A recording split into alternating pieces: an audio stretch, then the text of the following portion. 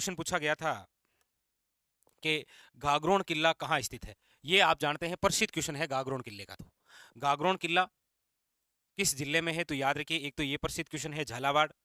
दूसरा प्रसिद्ध क्वेश्चन है कि ये जो गागरोन का किला है ये किस श्रेणी का है, तो याद रखिएगा राजस्थान का प्रसिद्ध क्या है, जलदुर्ग।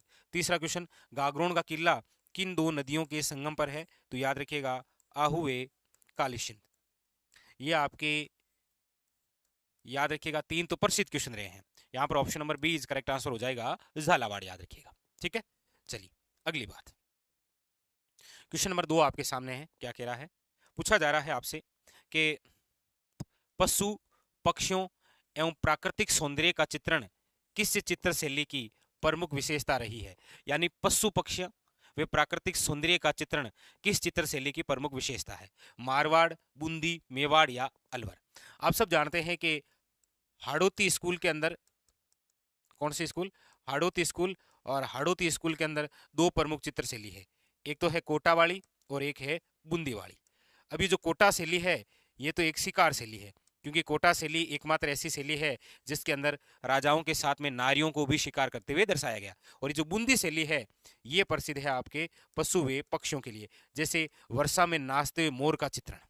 ठीक है, ऑप्शन नंबर आपके कौन सा, बी इज करेक्ट आंसर, याद रखिएगा। बूंदी जो चित्र शैली है वो पशु पक्षियों में प्राकृतिक सौंदर्य के चित्रण मिलते हैं, जबकि कोटा शैली के अंदर शिकार आखेट के चित्र मिलते हैं। क्वेश्चन नंबर है आपके सामने थर्ड। पूछा जा रहा है पिट्ठी का गीत कद गाइजे। पिट्ठी का गीत कद गाइजे, तो सिंपल सी बात है, पिट्ठी का भी है जगह बे ब्याह में गाइजे। पिट्ठी का गीत है जगह ब्याह में गाइजे, शादी के अवसर पर, विवाह के अवसर पर। ठीक है, आजकल राजस्थानी भाषा के इस प्रकार से क्वेश्चन पूछे जा रहे हैं तो आपके भी एग्जाम में आएंगे, याद रखना। क्वेश्चन नंबर है आपके सामने आपके कि भिल्लों के कमरे के बाहर स्थित बरामदे या गैलरी को क्या बोलते हैं। देखिए, भिल्लों के जो घर है ना उनको तो क्या बोलते हैं, याद रखिएगा कू। ये भी प्रसिद्ध क्वेश्चन है कि भिल्लों के घर को क्या बोलते हैं, कू या टापरा बोलते हैं। भिल्लों के कमरे के बाहर जो बरामदा या गैलरी होती है, बिन आप राजस्थानी भाषा में बोलिया करे ढालियो, तो उसे क्या बोलते हैं, ढलिया। क्यों, ढालिया माचो ढालो, मतलब बरामदा या गैलरी में। ठीक है, चलिए नेक्स्ट अगला क्वेश्चन देखिए। क्वेश्चन नंबर है आपके सामने 7। 2011 की जनगणना के अनुसार कौन से जिले में एसटी महिला साक्षरता न्यूनतम है। एसटी महिला साक्षरता न्यूनतम है, तो वो जिला है आपके कौन सा, Sirohi. Option number C is correct answer. जनगणना से प्रत्येक एग्जाम के अंदर क्वेश्चन आ रहा है, और क्वेश्चन आजकल डायरेक्ट सीधा कहीं नहीं आ रहा है, थोड़ा घुमाने वाला आ रहा है। ठीक है, अगला देखिए। अगला क्वेश्चन है कौन सी साहित्य कृति राजस्थानी साहित्य आदिकाल से संबंधित है। मतलब ऐसी कौन सी साहित्यिक रचना है जो राजस्थानी साहित्य के आदिकाल से संबंधित है।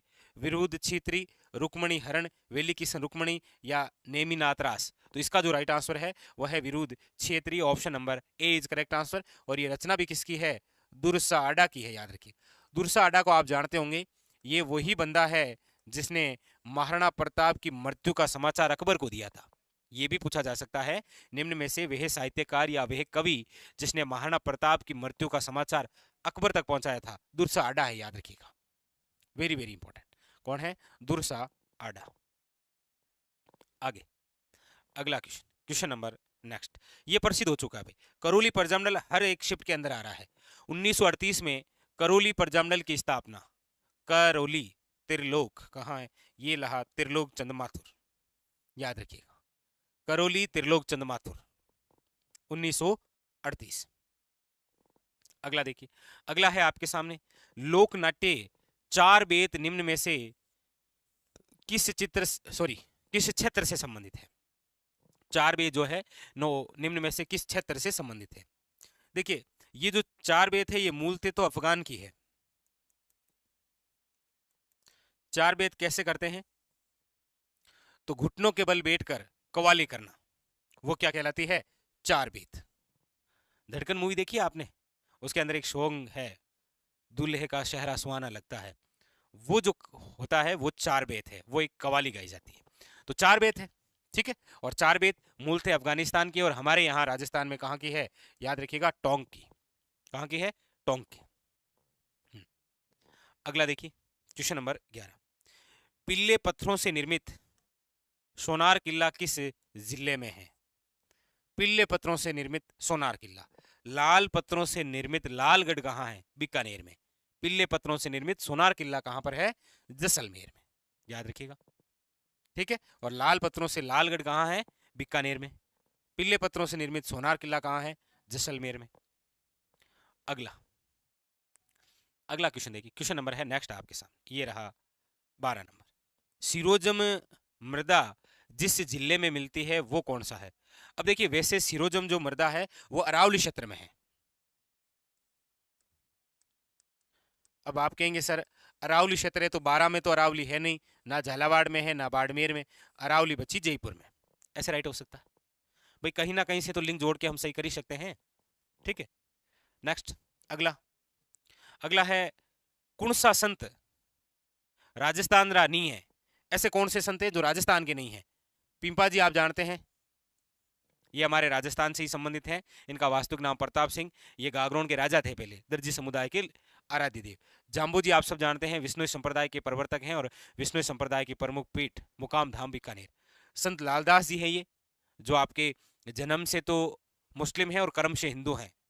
हमारे राजस्थान में जगह संत नहीं है, वह है Akha ji. Option number A is correct answer, ठीक है। नेक्स्ट अगला, एशिया की सबसे बड़ी जो तोप है जेबान तोप कहाँ रखी हुई है? जेबान तोप कहाँ पर है? तो आप सब जानते हैं, जे से जेबान और जे से जयगढ़, जयपुर के अंदर जो है जेबान जयगढ़ जयपुर। आप सब जानते हैं इसका प्रयोग केवल एक ही बार किया गया था और इसका गोला जाकर गिरा था चाकसू में, और चाकसू के अंदर एक तालाब बना था, गोलेलाव तालाब, याद रखिएगा। क्या बना था? गोलेलाव तालाब। एशिया की सबसे बड़ी तोप जेबान तोप। एक आप मुझे कमेंट करके जरूर बताइएगा कि गर्भ गुंजन तोप कहाँ रखी हुई है, किस किले में है? गर्भ गुंजन तोप, ये आपके लिए क्वेश्चन है, गर्भ गुंजन तोप। क्वेश्चन नंबर है आपके सामने 15, ग्रेनाइट, नाइस और शिस्ट चट्टानों के विखंडन से कौन सी मृदा का निर्माण होता है? ग्रेनाइट है, नाइस और अवशिष्ट चट्टानों के विखंडन से कौन सी मृदा का निर्माण होता है? काली, दोमट, या देखिए रेतीली तो 33 सागर का भाग है, ठीक है। दोमट है नदियों का भाग है, काली है या आपके ज्वालामुखी है, तो फिर बची कौन सी? बची है लाल पीली। Option number B is correct answer. कई बार जरूरी नहीं है डायरेक्ट क्वेश्चन आए, ऑप्शन से निकाल सकते भाई। रेतीली है ये 33 सागर है, यहाँ पर कोई ग्रेनाइट का लेना देना नहीं है। दोमट यानी कि आपके जलोढ़ है, ये नदियों से निर्मित है, कोई लेना देना नहीं है। काली मिट्टी है, ज्वालामुखी से निर्मित है, बची एक ऑप्शन में बी लाल पीली। अगला, किराड़ू का सोमेश्वर मंदिर है किस मंदिर शैली से संबंधित है? अब किराड़ू का जो सोमेश्वर मंदिर है ये राजस्थान का खजुराहो है, इसे क्या बोलते हैं? राजस्थान का खजुराहो। और ये कहां पर है? तो सिंपल सी बात है, बाड़मेर में। भाई किराड़ू का सोमेश्वर जो मंदिर है वो किस जिले में है? बाड़मेर के अंदर, याद रखिएगा। और किस शैली में है? तो प्रतिहार कालीन है ये, गुर्जर प्रतिहार, ठीक है, महामारू शैली। नेक्स्ट अगला देखिए, जामर कोठड़ा खाने किसके लिए प्रसिद्ध है? ये प्रसिद्ध क्वेश्चन है। जामर कोठड़ा, रोक फास्फेट, उदयपुर। सबसे पहले तो ये जामर कोठड़ा कहां पर है? याद रखिएगा उदयपुर। कई बार तो क्वेश्चन ऐसे पूछता है कि रोक फास्फेट के लिए जामर कोठड़ा स्थान प्रसिद्ध है, किस जिले में है? उदयपुर में। किसके लिए प्रसिद्ध है? रोक फास्फेट, याद रखिएगा। तो रोक फास्फेट का सबसे बड़ा कारखाना जामर कोठड़ा उदयपुर में है। चलिए आगे अगला देखिए, अगला क्वेश्चन, क्वेश्चन नंबर आपके सामने 18 पूछा जा रहा है, उदय शाही, अमर शाही, खंजर शाही क्या है? उदय शाही, अमर शाही, खंजर शाही, ये सारी सारी क्या है? तो याद रखिएगा राजस्थानी पगड़ियों की शैली है ये। Option number C is correct answer. क्या है ये? पगड़ियां है, याद रखिएगा। अब इन शासकों के बारे में पढ़ते हैं तो पगड़ियां पढ़ते हैं आप। अगला है, राजस्थान री कुणसी बोली मध्य प्रदेश रा कई जिला में बोली जाए। राजस्थान की ऐसी कौन सी बोली है जो मध्य प्रदेश के कई जिलों में बोली जाती है? शेखावटी एमपी के साथ सीमा भी नहीं लगाता है ये तो। मेवाती है, ये तो हरियाणा के साथ में है। वागड़ी है, ये भी नहीं है। बच्ची ऑप्शन नंबर डी मालवी, क्योंकि मालवा क्षेत्र है ना एमपी के साथ जुड़ा हुआ, उन जिलों के अंदर मतलब राजस्थान री जबकि मालवी बोली है मध्य प्रदेश रा कई जिला बोली से, याद रखना डी। नेक्स्ट अगला क्वेश्चन देखिए, ऊंट की खाल, ऊंट की खाल पर अब सिंपल सी बात है, ऊंट की खाल आ गया तो मेरे हिसाब से आगे बढ़ने की आवश्यकता है नहीं, क्योंकि ऊंट की खाल पर जो चित्रांकन है वो उस्ता कला है। उस्ता कला का ही दूसरा नाम मुनवती कला है, और ये कहाँ की प्रसिद्ध है तो याद रखिएगा, उस्ता कला, हिशामुद्दीन उस्ता, बीकानेर। नेक्स्ट अगला क्वेश्चन देखिए, क्वेश्चन नंबर है 21। निम्नलिखित गाय की नस्लों में से किसका मूल स्थान राजस्थान में माना जाता है? राजस्थान में माना जाता है, थारपारकर, राठी, मालवी या फिर गिर। ये क्वेश्चन आपको, इसका आंसर आपको ही बताना है। बहुत इंपॉर्टेंट, बड़ा शानदार सा क्वेश्चन है। निम्नलिखित गाय की कौन सी ऐसी नस्ल है जिसका मूल स्थान राजस्थान माना गया है? अब मेरे हिसाब से तो ये ऑप्शन से हो रहा है, कोई दिक्कत है नहीं, क्योंकि ऑप्शन में देखिए थारपारकर है, मालवी है, गिर है और राठी है।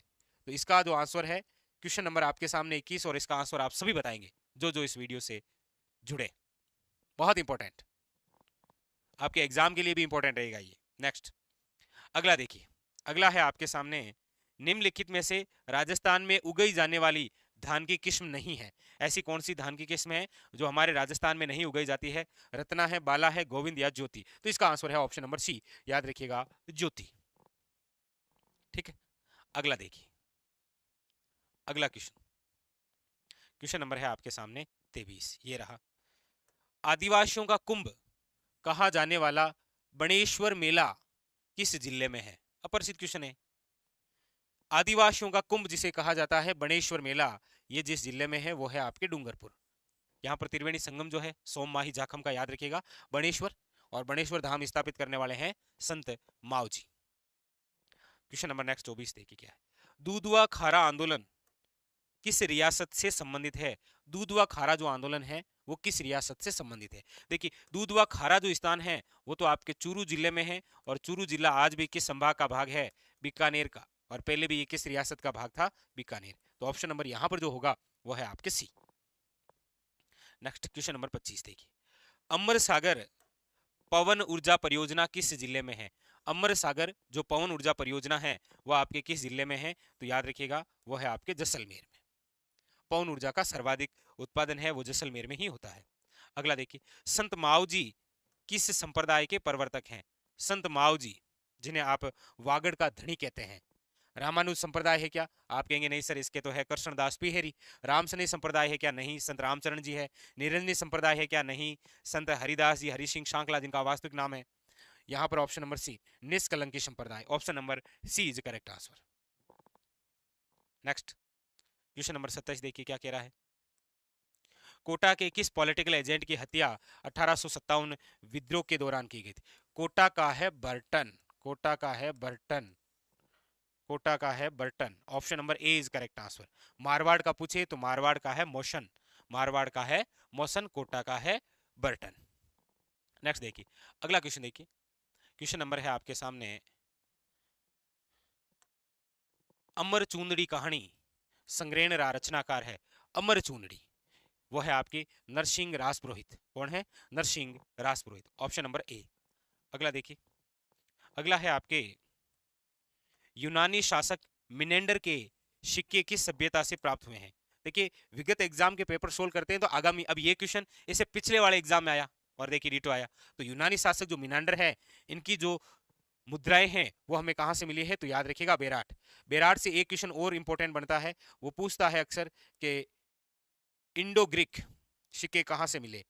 इंडो ग्रीक सिक्के, तो याद रखिएगा बेराट से ही मिले हैं इंडो ग्रीक सिक्के। ठीक है, option number C is correct answer. Next देखिए, आपके सामने क्वेश्चन नंबर है 30, पूछा जा रहा है कुर्जा, पींपली, घुघरी और केवड़ा क्या है? कुर्जा समझ गए आप, पींपली, घुघरी और केवड़ा क्या है? तो ये सब के सब राजस्थानी लोकगीत है। क्या है? राजस्थानी लोकगीत। ठीक है, तो ये थे आपके विगत एग्जाम के अंदर आए हुए 30 क्वेश्चन हमने कर लिए। कितने? 30 क्वेश्चन। तो इस प्रकार रोज ही लगभग हम इतने क्वेश्चन कर ही लेते हैं, 25 से 30 के आसपास, और वो भी आपके चंद मिनटों में। ठीक है, जैसे आपको ये पता चले कि आपने जो पढ़ रखा है उनमें से विगत एग्जामों में क्या क्या आ रहा है और किस किस प्रकार से आ रहा है। ठीक है, चलिए तो फिलहाल आज के लिए इतने ही, मिलते हैं अगले और किसी नेक्स्ट पेपर के साथ और बड़ी शानदार बातों के साथ। तब तक के लिए धन्यवाद।